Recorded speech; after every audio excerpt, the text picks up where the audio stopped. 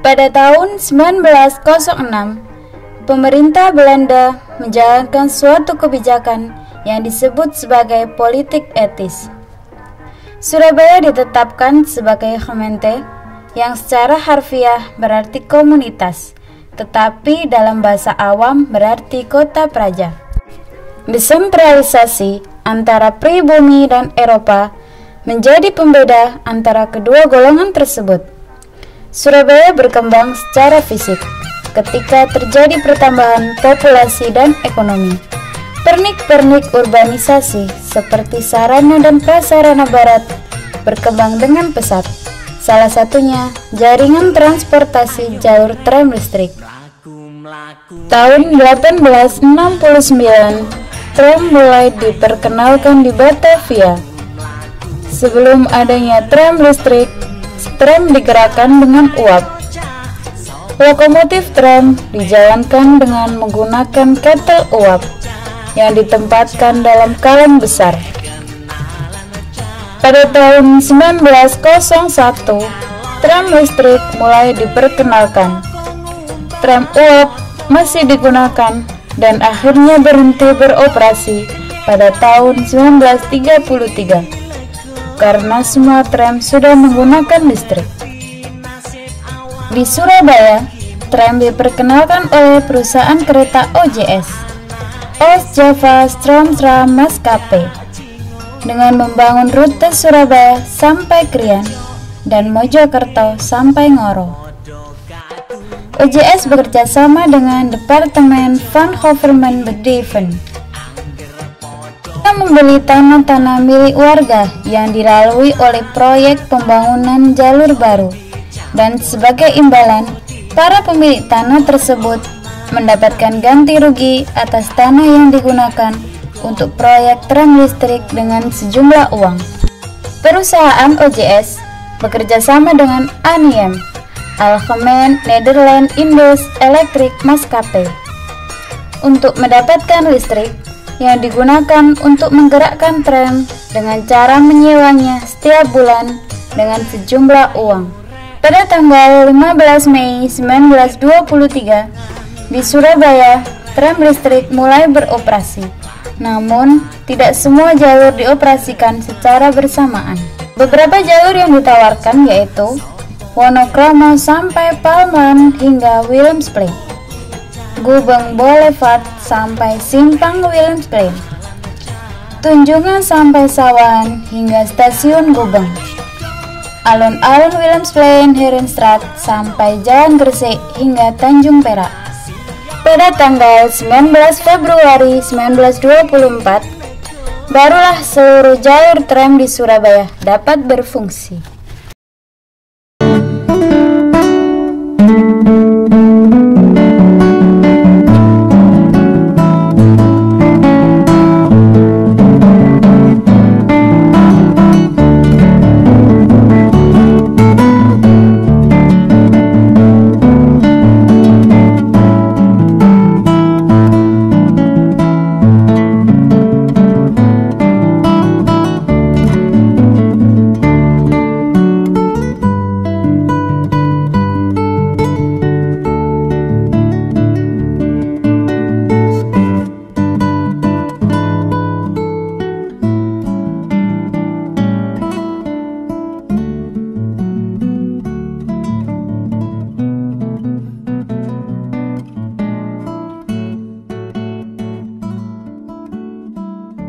Dengan dibukanya jalur-jalur tram listrik oleh pemerintah kolonial Hindia Belanda di kota praja Surabaya, semakin memudahkan akses mobilisasi penduduk baik menuju maupun keluar kota Surabaya.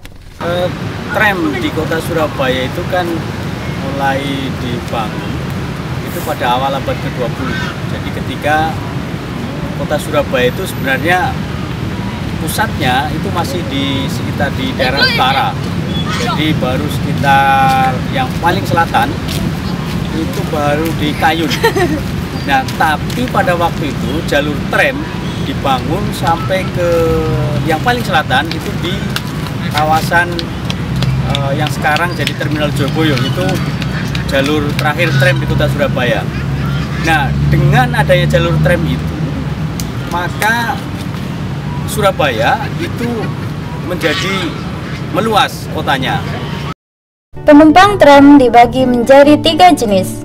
Pertama, penumpang umum terdiri dari kelas 1 dan 2. Kedua, penumpang abonemen pekerja terdiri atas kelas 1 dan 2. Ketiga, penumpang abonemen anak sekolah terdiri dari kelas 1 dan 2. Terjadi penurunan penumpang abonemen pada tahun 1935 ketika Hindia Belanda mengalami krisis. Di samping itu, mahalnya tiket di kelas 1 dibandingkan dengan kelas 2 membuat kelas 2 lebih banyak diminati. Munculnya alat transportasi lain selain tram listrik seperti taksi, becak, dokar, atau kendaraan-kendaraan roda 2 maupun 4 lainnya di era 1960-an menjadikan tram kurang diminati lagi. Hal ini dikarenakan sebagian orang beranggapan penggunaan tram tidak memiliki nilai praktis dan karena hanya bisa dilalui melalui jalur-jalur tertentu. Selain itu, biaya operasional yang dibutuhkan tram dianggap terlalu mahal sehingga dihentikan pengoperasiannya.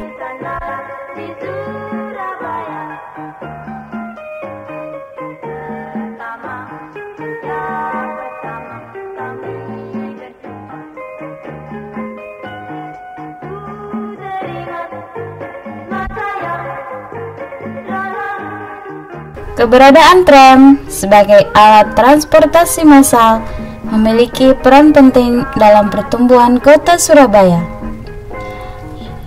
Namun dalam perkembangannya, tram mengalami masalah internal karena biaya operasional yang terlalu tinggi sehingga tidak sebanding dengan tarif tram yang relatif terjangkau. Di sisi lain, kendaraan umum seperti becak, dokar, maupun taksi juga menjadi salah satu faktor eksternal yang menggeser peran tram sebagai alat transportasi utama.